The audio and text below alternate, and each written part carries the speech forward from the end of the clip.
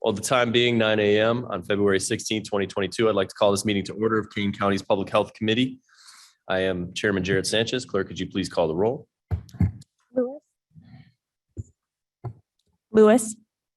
Lewis here. Shepra. Strathman. Strathman here. Tepe. Tepe here. Wallace. Silva. Sanchez. Here. Pirog. Okay, we have a quorum. If someone could please ask for unanimous consent to approve the minutes of January 19th, 2022. So moved. Mr. Tepe moves. Is there any objection? Hearing none, the minutes are approved. Are there any questions or comments on this month's finance and budget report for the Public Health Department? Okay, do we have any? We have no one here in person. Is there anyone online that wishes to deliver a public comment on agenda? And we'll also take non-agenda items at this time. Okay, and I see Mr. Shepro has just joined us. Thank you. Sorry. No problem, Skin. Okay, let's move on to Executive Director section. Kathy, please take over. All right. Good morning, everyone. So our first item agenda is on, Michael Isaacson, our Assistant Director for Community Health, is going to be doing a overview of the IRIS electronic referral system that has been very successful at the Health Department. Thank you, Michael. Great, thank you. So good morning, everyone. This is a system that we're very excited about. We've mentioned it in the past. You may remember from last month that this referral system is going to be part of our community health improvement plan in many of our areas. It's very exciting. It's really helping us to connect more of our residents with needed services. So as we're pulling up the presentation here, I just want to introduce the team that's going to be giving the presentation today. And we've really focused this on early childhood and other needs that people have, including mental health and substance use disorders. So the team at the Health Department, I have three people here. Sophia Ottamanelli, who coordinates our substance use program, Anna Cerniak, who coordinates our Children's Mental Health Initiative, and Kim Peterson, who coordinates our AOK, All Our Kids Early Childhood Network. They've been doing an amazing job implementing this system. It just launched in March. And one thing that I ask you to keep in mind as you're listening to the presentation is, are there organizations that you work with that perhaps would be valuable to engage in this system? So you'll see that we have a lot of people already involved in this, but there's a lot more growth opportunity for us here. So any ideas you have, we'd definitely like to work with you and get more people signed up. So with that, I will turn it over to the team and share a little bit about the system. Great. Good morning, everyone. So I am Anna Cerniak.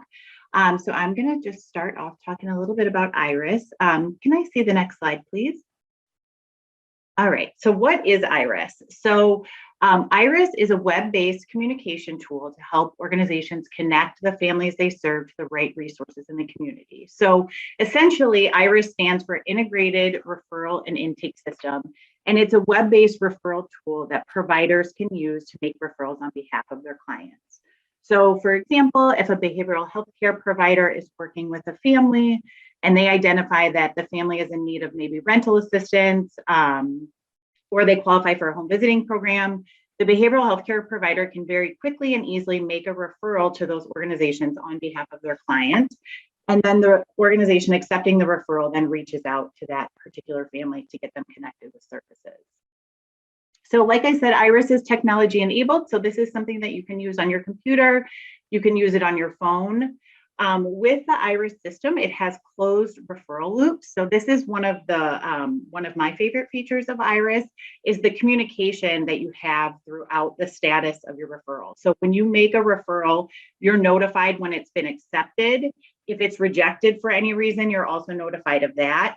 And then you're notified with some sort of disposition when it's been completed. So either the family has been enrolled in services or there's some other disposition. But then once you know that the family's referral has been accepted, that closes the referral loop. With IRIS, we also have standardized standardized referral form. So we want this to be a system that is really quick and easy to use. So we have a very simple kind of general referral form that every organization uses when they're making a referral on behalf of their client. This allows for real-time notification. So like I said, you're notified via email when anything, so if you make a referral, if you receive a referral, if there's any activity on your referrals, you're notified right away via email. And it also has a partner capacity indicator. So again, this is another really cool feature of Iris. So it shows you the estimated wait time for a particular program or service. So again, if you're looking to make a referral to someone for behavioral health care services, if there's several organizations that may meet your client's need, you can look at the capacity bar to see what organization can get the client in the fastest.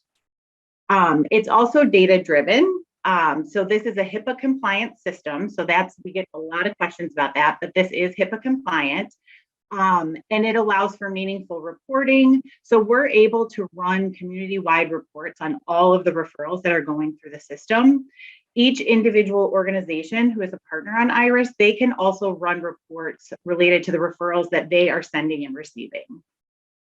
There's detailed search capacity. So again, it's really easy to go into the system. If you're looking for a particular resource, we have different search filters. You can search for a service that you're looking for. You can search for a location. So it really narrows down the resources that are available. So again, you're connecting the client with the right resources for them. And it provides support for collaborative decisions. So again, there's so much data that we can pull from this. It definitely allows for some data-driven decision-making, but we also host a quarterly data meeting with all of our community partners. And this is where we talk about what we're seeing with the data. And again, we can kind of make collaborative decisions as a group. Next slide, please. All right, so backing up a little bit. So prior to Iris, what we were seeing with referrals were Kane County residents were not getting linked with available and needed resources in a timely manner. So there was all sorts of things that were kind of happening along the way in the referral process. So there may be delayed responses to referrals. So again, you may call an organization to make a referral. You may not hear back for a week or two. There was no transparency with wait lists. So if you're in need of a service and there's multiple providers, you'd have to call each provider if they have a wait list to determine what is the shortest wait list. And families would fall through the cracks during the referral process. So just an example, this is a very common example. If a family changes their phone number during the referral process, the organization that's trying to contact them would be unable to contact them. With Iris, there's this communication feature. So if someone makes a referral, and the phone number, changes throughout the process, they can reach out to the person who made the referral, the professional, and say, hey, do you have a new phone number so I can contact this family? So it really helps to make sure that clients are getting connected with the resources that they need and kind of overcoming some of these barriers. So another thing that was happening was Kane County providers lacked an understanding of available services and missed opportunities to make referrals. So our county is so large and there's so many awesome resources in our community, but it's nearly impossible to know every single resource that's available. So again, with Iris, this makes it really easy for people to search for the resources that they are looking for, and then any organization that provides that pops up. And then the paper-based referral process was tedious, inefficient, time-consuming, and not always HIPAA compliant. So prior to Iris, people were making referrals through email, which is not HIPAA compliant. They were making referrals by fax. Sometimes they were just like calling, and again, like pen and paper, things like that. So it just was not a super efficient system. So then the solution. So this is kind of where Iris comes in. So we determined that there was a need for a different way of working referrals in our community. So we found Iris, and some of the different, some of the additional things that Iris does. So it can increase operational efficiency and enhances existing referral processes for organizations. It offers streamlined communication for care coordination. So as I mentioned earlier, the ability to be able to communicate back and forth with the person who has sent the referral and the person who has received the referral is really helpful. It's a collaborative platform that strengthens relationships amongst providers. It brings transparencies to organizational capacity, leading to shorter wait times. So I mentioned the capacity bar. So this is really, really critical, especially right now, because so many organizations, especially for mental health, have really long wait lists. So if you're able to kind of take a look, and referrals are being distributed more equally, this is definitely going to shorten wait times. It also allows visibility into real-time data to understand referral patterns, average referral response times, resources that are being over or underutilized, and service gaps. So one thing we do track is the average response time. So what that means is when you make a referral, how quickly are other organizations responding to that? And when we developed our community standards with all of our community partners prior to launching IRIS, we had determined that each organization would have up to 5 business days. So it's pretty much guaranteed if you're an IRIS partner and you accept referrals that you'll respond within 5 business days. However, it has been much shorter. So some referrals that I've made are responded to within minutes. But I think about the average response time right now is about a day and a half or 2 days. So now I'm going to turn it over to Sophia Adamanelli. Hi, I'm Sophia. I am the substance use coordinator. And I'm just going to talk a little bit about IRIS stats. So we really laid the groundwork for IRIS in 2019 and were able to launch the system on March 15th, 2021 with an initial cohort of 60 community partners. That since has grown to 104 community partners, which is just absolutely awesome. And it represents multiple sectors of services, including behavioral health, substance use, primary care, dental. We even have a free clinic on board. So really a variety of programs that can help community members. Next slide, please. And this is just an overview of some, or actually all of the partners that we have currently on IRIS. So you can kind of see the variety that is included and just how many people are actually on it, which is just great. Next slide, please. And we wanted to just share a little bit about our impact in 2021. So in 2021, we had 624 families that were able to be helped in the system. We had 1,124 referrals made in 2021, which actually, as of today, has grown to 1,352. So that's great because more and more referrals are being made. And we have 104 partners that are part of the system.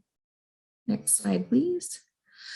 And this just goes to show a little bit of that response time that Anna was talking about when people are accepting or rejecting the referrals. So in October, it was an average of 1.8 days to get a response. In November, it was 2 days. And in December, it was less than a day, which really goes to show that our partners are responding quickly to the referrals, even though they have that allowability of 5 business days to respond. They are responding quite a lot quicker.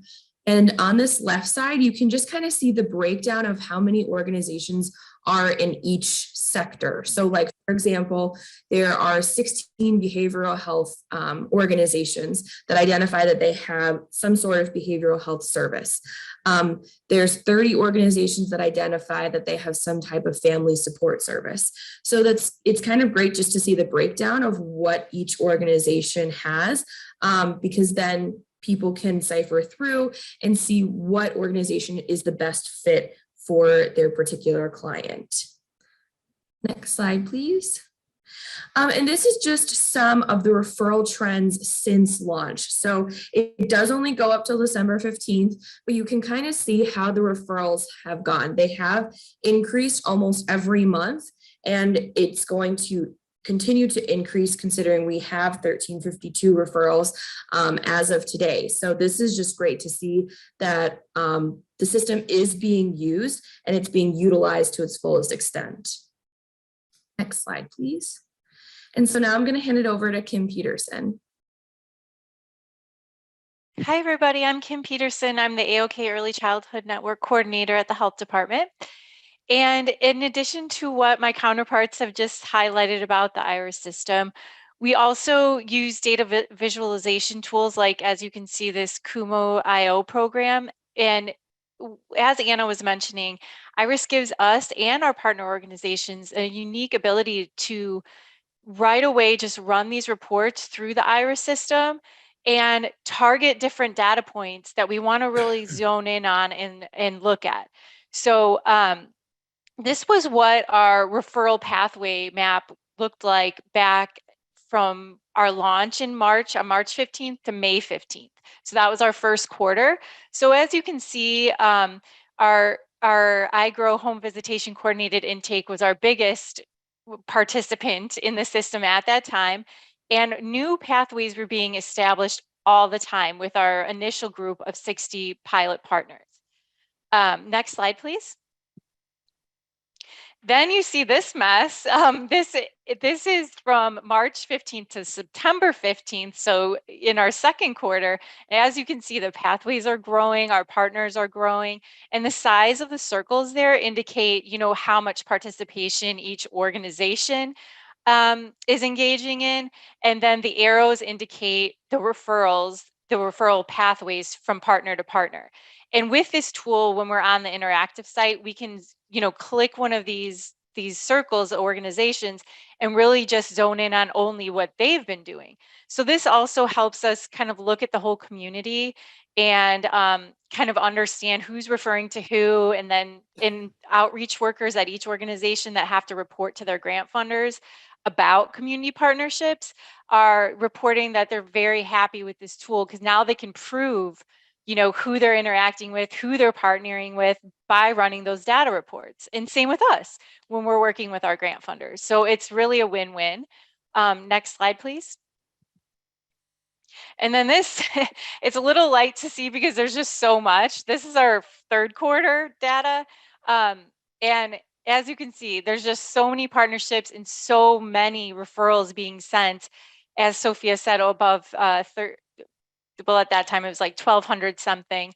But what we're seeing is, folks like, I always say, Jerry from WorkNet in Batavia, he's forming new partnerships. He never thought of referring any of his clients to anyone else because, he's there to help them use the computer and make their resume and find a job. But as we gave him this tool and he really understood how to use it, he started talking to the people that come in a little bit. You're looking for a new job. Do you also need childcare? Do you also need maybe clothes for your interview? Is there anything else you need that can support your job search, your efforts in this way? And he's been able to kind of branch out and really refer his clients to those other supportive services so they can meet their goals. And this is kind of the great work we're seeing naturally through this system. And as you can see, it's growing. And we just want to say also that we have major champions in our community, like, of course, Michael, making sure that we can find the funding and keep this project going and giving us the autonomy to kind of move forward. And we always consult our partners. We listen to all of our community partners when we're making changes to the system, when we're developing the system. So they really feel involved and dedicated to this project as well. And as we learn from this, we're not even at our year mark yet. But they always are giving us feedback, and it's kind of like a continuous QI cycle. And we're really learning from this. And also, Laura Barrett and Katie Glomp from the coordinated intake system, as you can see with their huge dot there, they make a ton of referrals and they're huge champions of this. And Laura's always going out talking to the hospitals and different folks about this tool. And our long-term dream is to, have this in primary care offices. So when the doctor's too busy to kind of go through referrals with the families and things like that, that they can just go to the front desk. Front desk can have this tool and refer them out to those services that they need that will improve their health in the long term. And also our court services folks are Martha Paskey and Latanya Hill. All our probation officers are on here and they use this tool very heavily. And they're all encouraging their community partners to join. So this has just been such a great collaborative and successful effort. And so that's why we ask if you guys know of any organizations that would really benefit from utilizing this tool to send or receive or both referrals to expand their visibility within the community, talk to them or connect them with us, and we can meet with them and just give them the information. It's free to all organizations as the health department is paying for it. And it really is establishing the health department even more outside of COVID as a place where our community partners come for information, come for resources, and turn to kind of establish system improvement efforts throughout the county. So it's been really great experience, and I hope you guys can support and promote it when you see fit. Thank you. Any questions? Louis, can I ask a question? Go ahead, Ms. Lewis. Okay, first of all, if we see a organization that we would like to have you get in touch with, who do we send that email to? I'll put all of our emails, or we'll put all of our emails in the chat. You can send it to one Okay. of us, myself, Anna, or Sophia, or all of us, and do like we like those virtual introductions. But even if Okay. you just send us like, hey, I talked to this person, here's their email, we can do the outreach. Okay, perfect. Thank And you then so much. secondly, so I really love the fact that you're getting these referrals done in such a timely manner. Do we have any data on once those referrals go out, like mental health? We get the referral out there. What's the wait time of people to actually get those services? Because I know I have heard that it's months sometimes to get a mental health appointment. Okay, yeah, Anna, go ahead. Yeah, so it really I know varies. it's not really in the league, but I was curious, and I know you guys know. Yeah, so it really varies depending on the organization. So when you go into Iris, you can see on the capacity bar, it gives you an estimated wait time. So it'll say, 1 week wait for outpatient therapy, or 4-week wait for psychiatric services. But we don't track. So we track it in the sense that when the referral is completed, that means that the family has been taken off the wait list and connected with services. So we track the average length of time for referrals to be completed, but we don't necessarily track per se. So we can't look at each organization and say, okay, this organization has, we've been able to track through data, and we see that it takes approximately 2 weeks for a client to get connected with services. So we're not able to track that unless Kim or Sophia. Yeah, I no, go ahead. I get it. I was just kind of curious, but the fact that they give you that data that says that, it's going to be 4 weeks or something, that's a pretty good start, because I'm assuming that, when we send referrals, we say it's probably going to be a 4-week wait or whatever. So, yeah. So perfect. Anita, that I just want to add that is a really big issue right now, and the transparency within the Iris system with the capacity bar that folks are mentioning, they usually, our mental health organizations will put right on there. If they're in the red, they'll say there's a 2-week waiting list, or they're like, I think I looked at Family Service Association and they said, 2 months for English speaking, 6 months for bilingual. So this does give us that qualitative data information about the likelihood of being engaged. And again, as we all you decision makers move toward data-driven decision making, this can help them write for funding for additional staff to meet those needs, because they can prove, here's all these referrals sitting in the system. We can run these data reports. We need another staff member. So we need more funding, those kinds of things. So it's not exactly what you're saying, but there are ways we can look at that. Yeah, no, perfect. Because I know it's a big issue, and I was just curious. One last thing, and then I'll turn the floor over to somebody else. I love systems. Is there a way that I can see an online demonstration? Can I come to your office or? Absolutely. Our online, we love doing that. Yeah. Our online demonstration, it's easier on Zoom, Anita, just because we can kind of show you, we can go into the system and show you everything more easily. So, but if you'd rather come to the office, we can do that too. So just email one of us offline and we'll be happy to do that. Okay, maybe, hey, Jared, maybe we could set up a Zoom thing, and any board members that want to view it, we could do that. Sure. Okay, you want to take the lead on that, or you want me to? I'll let you take the lead. Okie dokie, thank you. Thanks, Anita. Thanks, no, thank you, this is exciting. And I I uploaded just like a one-page kind of document that just has a little bit of the information that we discussed today, but it also has all of our email addresses on the bottom of it. So if you want to share that, feel free to share that flyer with any organizations in the community that you think would be interested in IRIS. And then it also has our contact information. So like Kim said, we love to do demos. So just let us know and we'll be happy to schedule something. Mr. Tepe? Okay. Thank you, Mr. Chair. Tepe here. I'd like to really commend how effective this has been. Historically, if you go back, Mr. Isaacson and his staff, they coordinate a meeting. I believe it's every 2 months now. For a while, it was every month, but every 2 months with the primary mental health and support organizations in the county. And one of the key needs that he recognized quite some time ago was that somebody coming into an organization quite frequently had other needs that couldn't be met by that organization. And that organization either had no way or no knowledge as to where or how to refer that. And I think the beauty of this is something that Mr. Isaacson and that group has done is that key members of that organization that are independents were part of helping make IRIS work, because all of the organizations that are participating this are participating on a voluntary basis, and they're using it because they're able to use it effectively to help people get other services. And I used to gently refer to Mr. Isaacson's group is that, he was managing a group of cats. Okay. But, these are people that are independent, but also are really trying to fulfill a need in this community. And this tool has been embraced by virtually all of these organizations because it enables them to do a better job of helping people.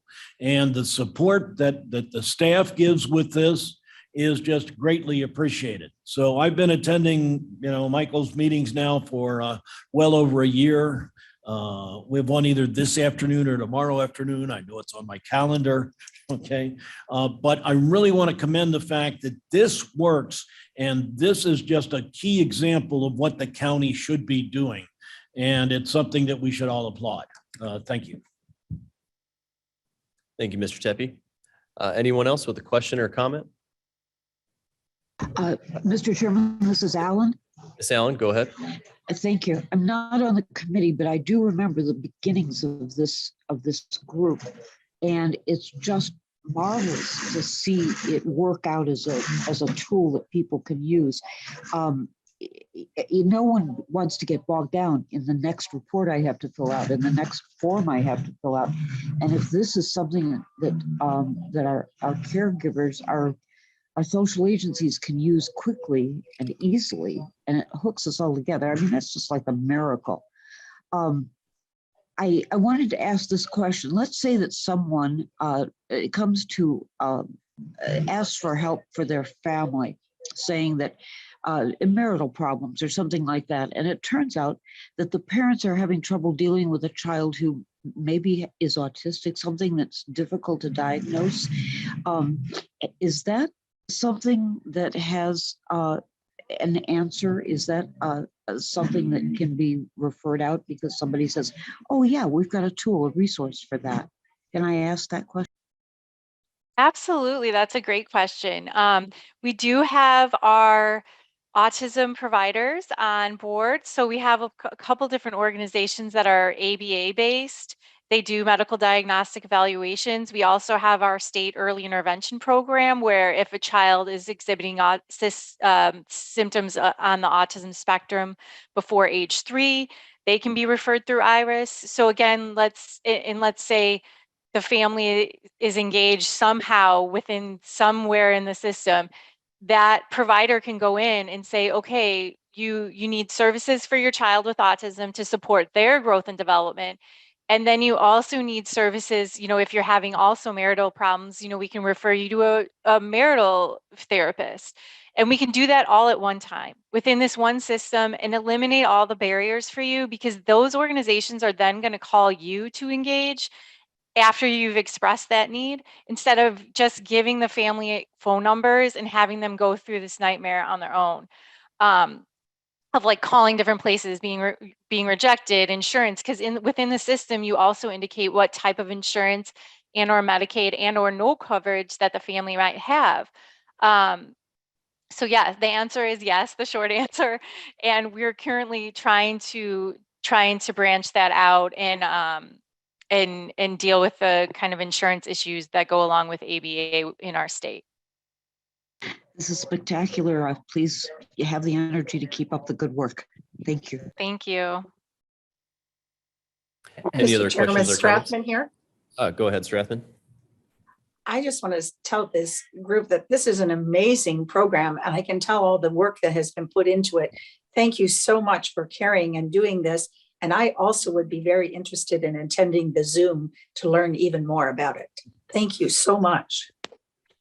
Thank you. We would love to have you. And we will invite you guys to our quarterly meetings. Michael can let you know our annual meeting actually will be coming up next month, or maybe end of March, early April. So he can let you guys know when that is if you want to pop in. That usually includes most of our organizations, a representative from most of our participating organizations, where we go over high level data and kind of do some QI with the whole group. Mr. Chairman, Alan, question again.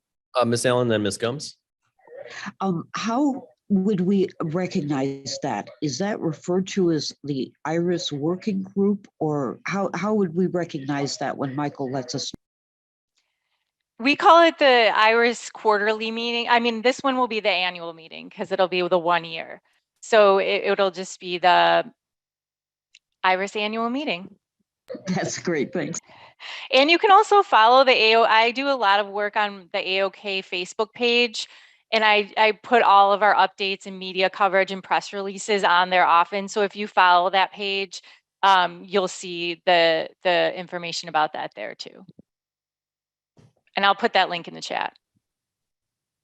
Ms. Gums? Great, thank Just a really quick question. Do you guys engage, would you do like a town hall? Would that be something you guys would be up for? I think we're up for anything. Yeah, Absolutely. Because, we love to talk about IRIS. So yeah, because, a lot of folks don't know about this, I mean, just regular people, they need to know where they can go. And I think that would be a great thing to do. So thank you. Yeah. I'll be in touch. Thank you. Good Mr. idea. Isaacson. And obviously the team has done such an amazing job with this. So I can't praise them enough for the work they've done.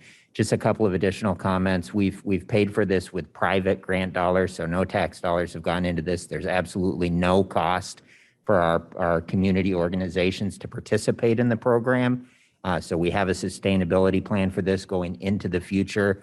It's very cost effective. It's less than $10,000 a year anyway, but we've been able to secure private funding for that as we move forward. So please, if you know of any organizations, send them our way. And this was a static demo today, but as the team mentioned, being able to get in and actually see how it works is even more impressive. So we definitely look forward to doing more demos for all of you. Yeah, it'd be great to do the Zoom demo, maybe invite committee members and then record it so we can have that out there for others to see. Yes. Yeah. Mr. Chairman?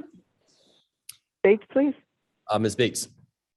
Do you have funding for many years, or how long is your grant for?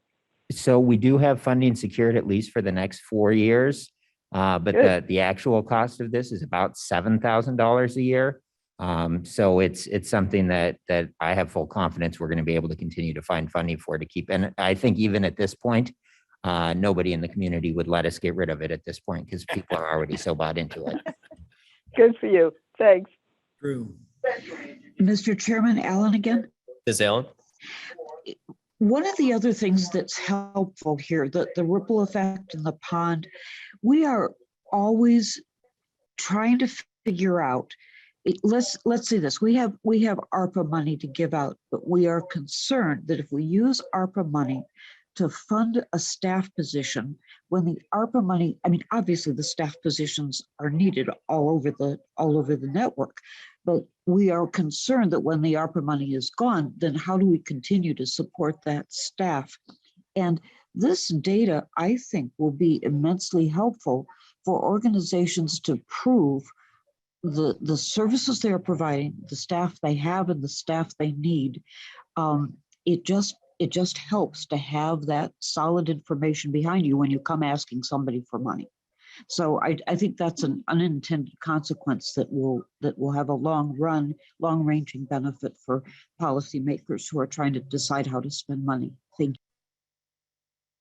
Kathy, Michael, do you guys know if we've posted about this on our Facebook or any social media? Looking for more providers to add to the network? We have? We Okay. have, yes, Okay. absolutely. Yeah, good. As long as we got that base covered, just to help get the word out some more. All right. Any other questions or comments before we move on? Okay. Thank you to everyone who presented today. It's an amazing system. I've been hearing about it since we got going on it, and it's glad to see that we have 104 providers, our community partners so far, and the list is growing. So thank you all for being here. Okay, I think Thank we have you our- so much for giving us this opportunity.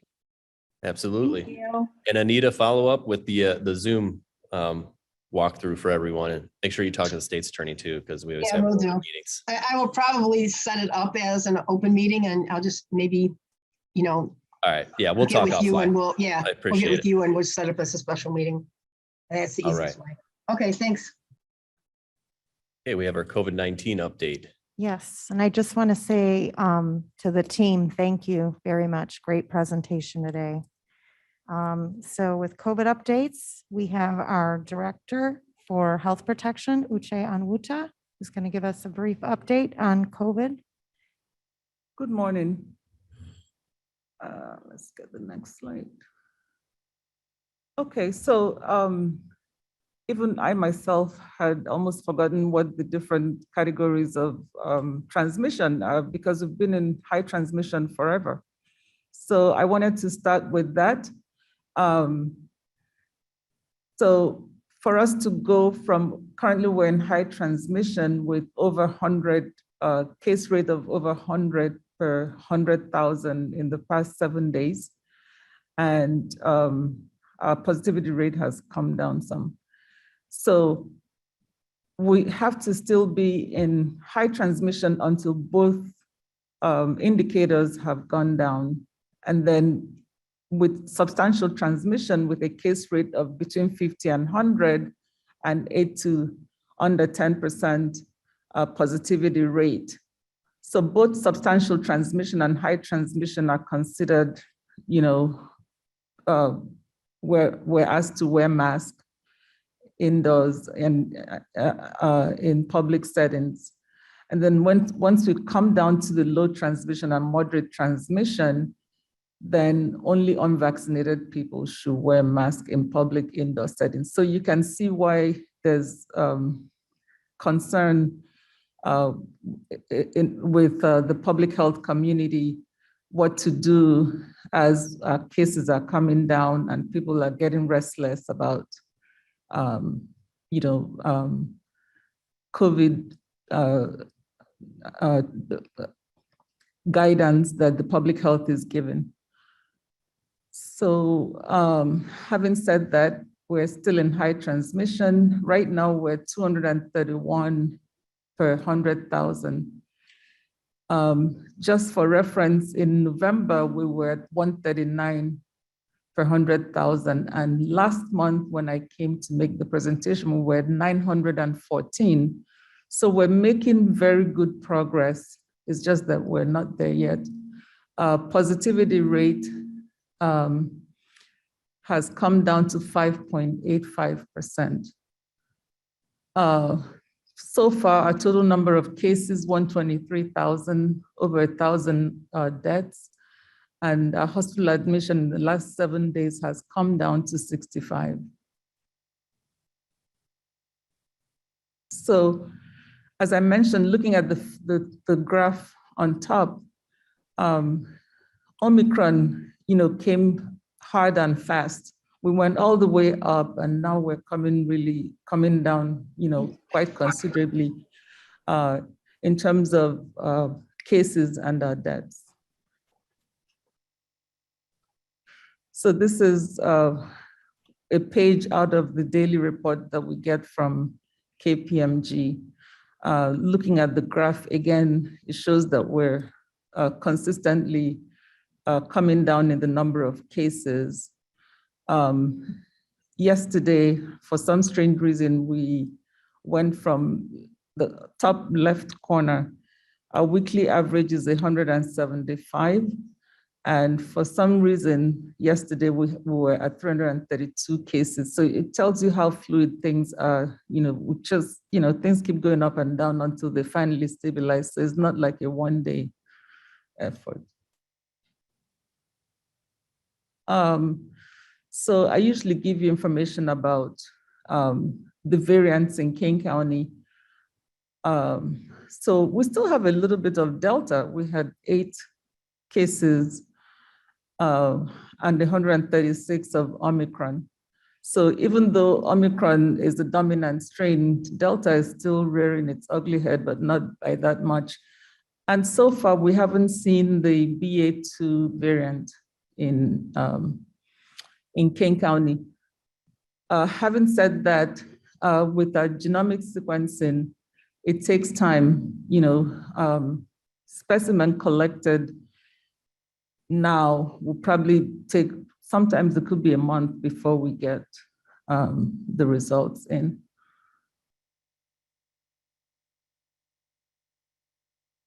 So our CD staff did a good job to put some slides together that I included in my monthly report. So this is looking at Omicron cases by age. You can see that, a lot of younger people were positive for Omicron, and not surprisingly, the older population are more fully vaccinated. So, but the younger population had some issues with Omicron. So looking at our outbreaks, as of February 10th, we had 56 outbreaks, 9 in school and daycare centers, and 47 in congregate settings. So total so far, we've had 495 outbreaks since the beginning of COVID-19. And in 2022 alone, we already have 25. So the city folks put together some slides for deaths as well, which is interesting. This is just looking at deaths that were caused by COVID. You can see earlier, end of 2020, we had the highest deaths. This was right before vaccination, and then, the downward slope. And, we slowly started to climb up with Omicron coming in here. This is up to Q1. This is January of 2022, the number of deaths we had so far. Oh, I didn't, let's go back. So more males than female deaths. So looking at the age breakdown of the deaths, we have, most of the deaths in the 70s. And then now looking at the deaths we've had since December 1st, kind of looking at where we are right now. This is the whole COVID, the pandemic starting from March until now. So looking at the whole pandemic, knowing that in the early days, we had more deaths with the older population. And then the next slide looks at deaths from December 1st until present. And you can see that we have younger deaths right here, 50s, 60s, all the way to 95. And we actually had a teenage death, 16 to 20-year-old.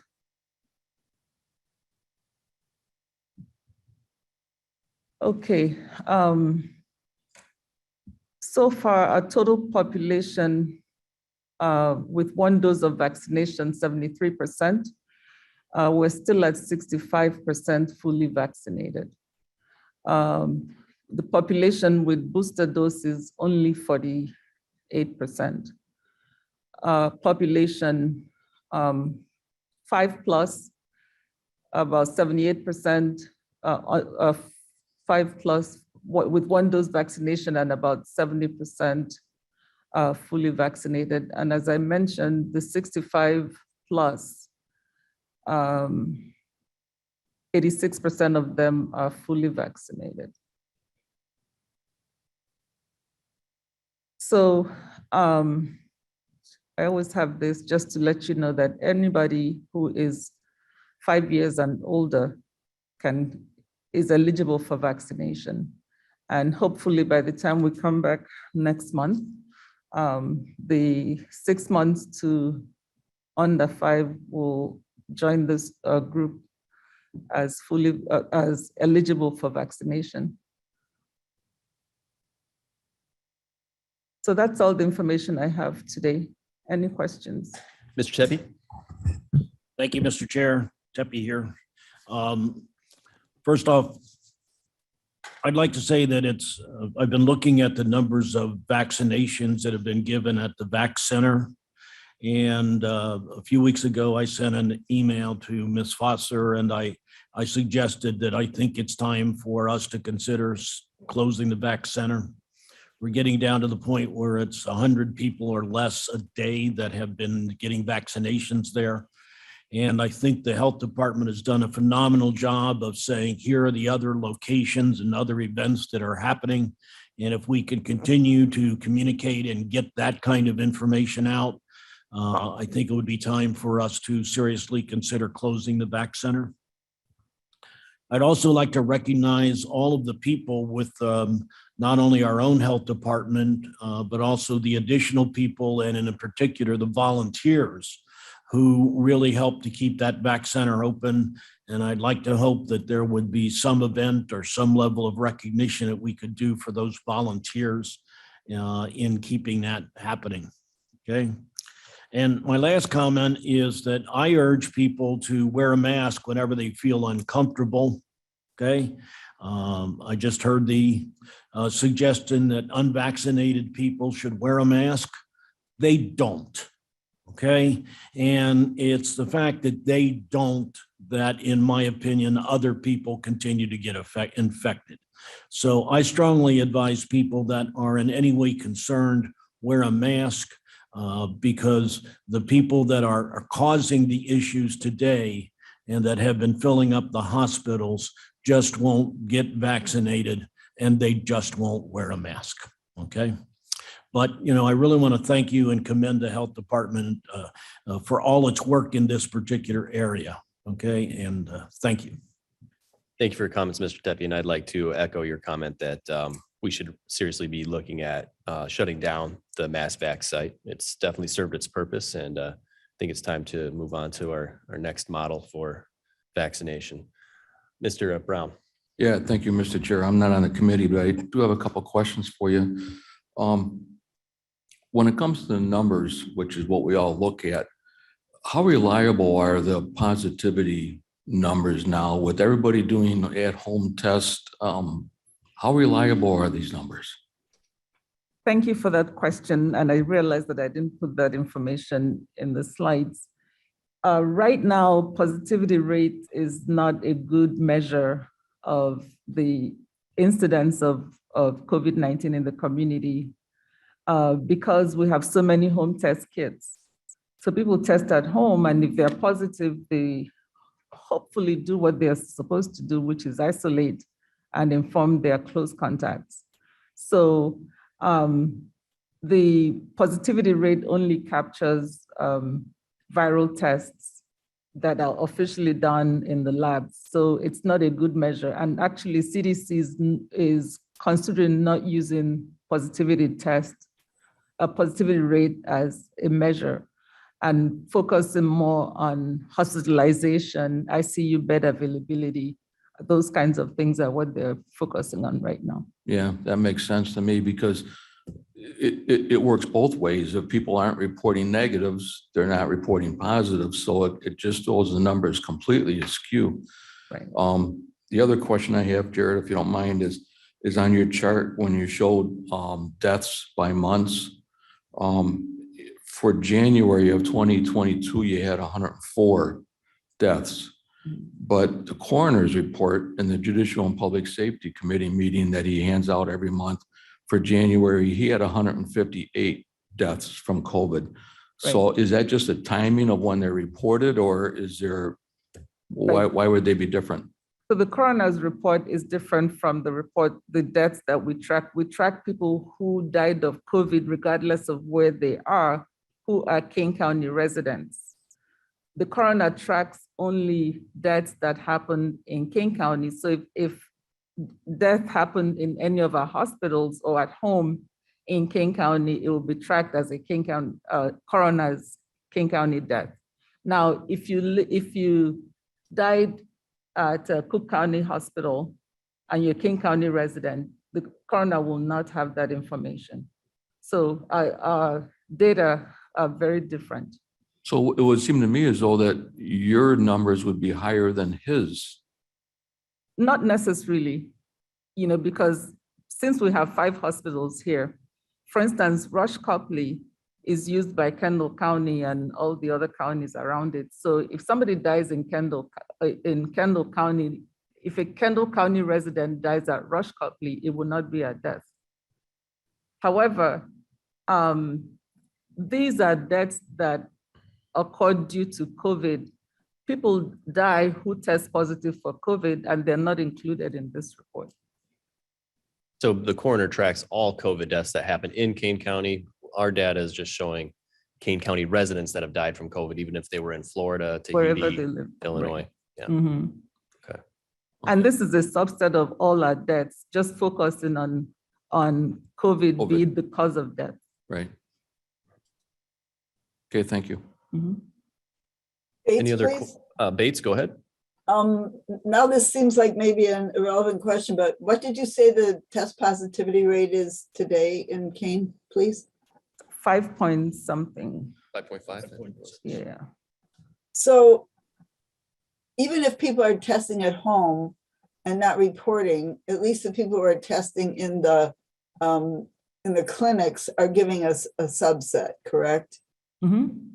So I'm wondering statistically if that is still accurate in a certain way. It's not. The test positivity rate is those who tested in the lab, the results that we're getting from the labs. So the home test kits, whether they test positive or negative, are not included. And for the test positivity rate, we need to have both the positive and the negative to be able to calculate it.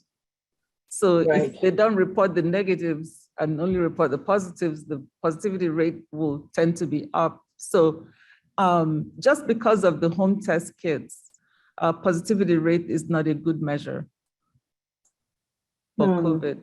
It seems like that's been our most important measure up till today. It was until we started pushing out home test kits in the last month. So prior to now, test positivity rate was a good measure. But now that the feds pushed out millions of test kits and encouraging people to do these tests at home, I myself got 2 packs of those that I can use at home. I'm not going to report it to the health department, not because I don't want to, but because they're saying don't report it. They're saying don't report it? Right. So that number is now meaningless.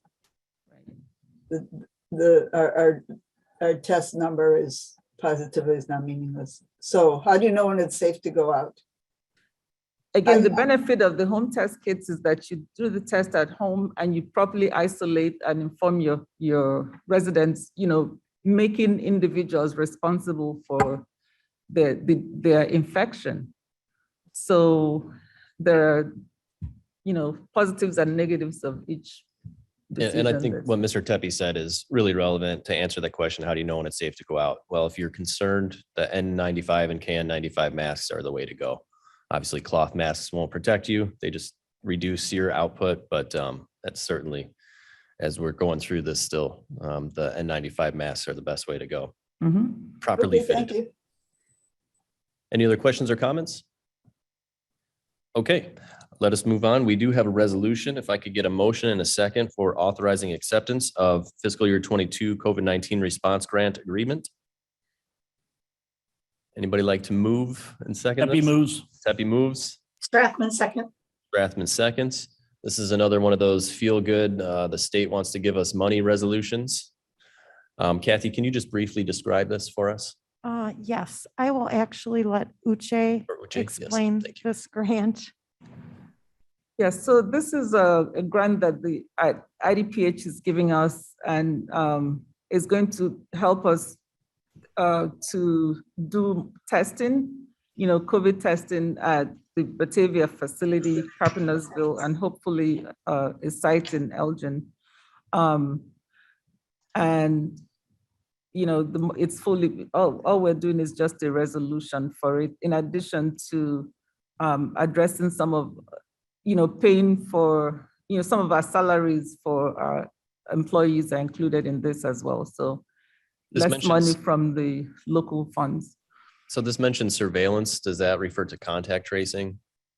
So the surveillance is the employees in my program, the CD program. Okay. Our regular employees, yeah. Some of their salaries are going there.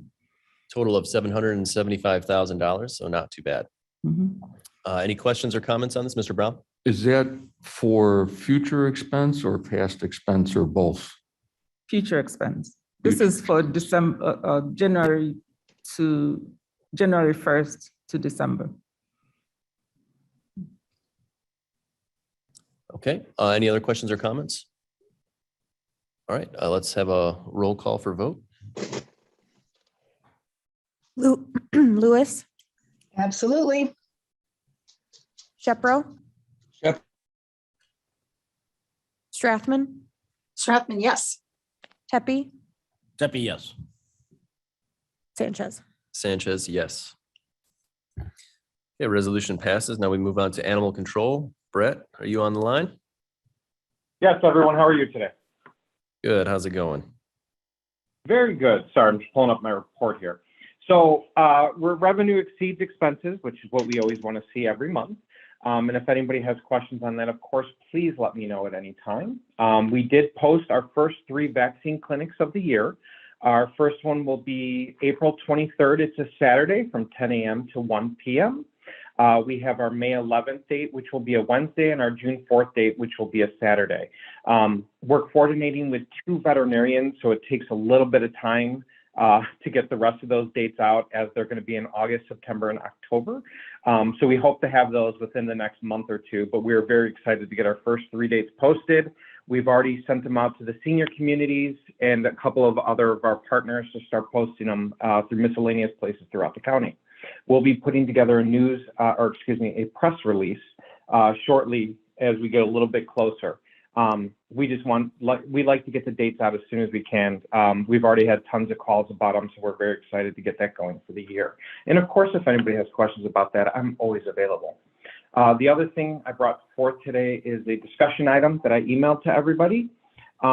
Throughout COVID, we've had a lot of calls about if people had to come to the shelter to purchase tags, and is there other ways to purchase tags online? I know some other counties have done some things through their counties. So we did some research with our system to find out how much it would actually cost the county itself to do this sort of procedure, and it would cost about $10. The reason I wanted to bring it forth to you is that's only if we sell 500 tags online. Considering we only sell about $13.30 a year, it isn't financially feasible, especially a $10 charge for a $12 tag. I have a lot of difficulty with that. This isn't something we'd be able to sustain ourselves, but I wanted to bring it forth to the committee for a discussion to see what everybody else thought, because we do spend about $32,000 a year with a 2% increase every year going to IT, that I didn't know if the county felt 2,000 of that funds better utilized going to something like this. So I felt it best to put it forth before you today to kind of get everybody's opinion. And thank you to the few board members that have already reached out with questions. I do greatly appreciate people looking at this, taking it seriously, and giving me feedback, because I really do appreciate that.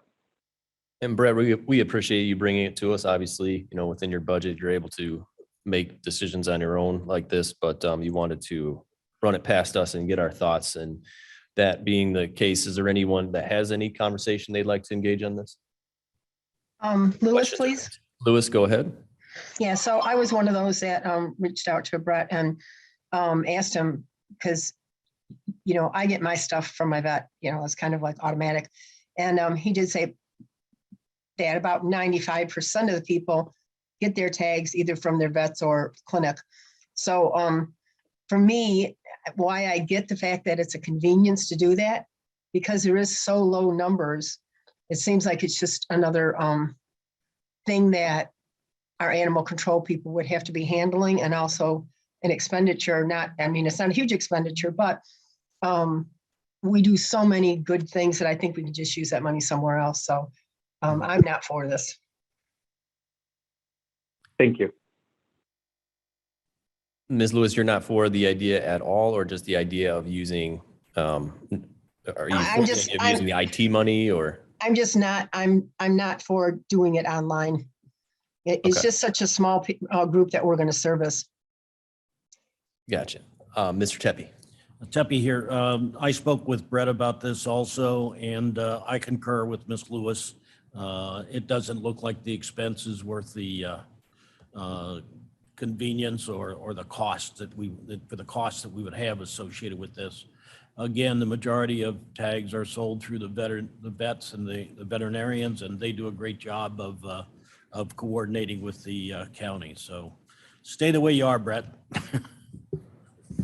I completely agree. I just wanted to make sure that everybody knew that we did look into it, and we are trying to do everything we can to help the community in any way. All right. And if I receive any other comments from committee members, Brett, I'll send them your way. Greatly appreciated. Thank you, everyone. All right. Any other questions for animal control before we move on? All right. We have nothing for old business. Can I have a consensus to place the reports on file? Someone ask for unanimous consent? Unanimous consent to put reports on file. All right. Tepe asked for unanimous consent. Any objections? Reports are now placed on file. We have no need for executive session, nothing for new business. Public comments on non-agenda items we've already covered. In honor of Mr. Kenyon, I'd like to move for adjournment. Strathman seconds. Kenyon honorary adjournment motion. Strathman seconds. All those in favor say aye. Aye. We are adjourned. Thank you for being here.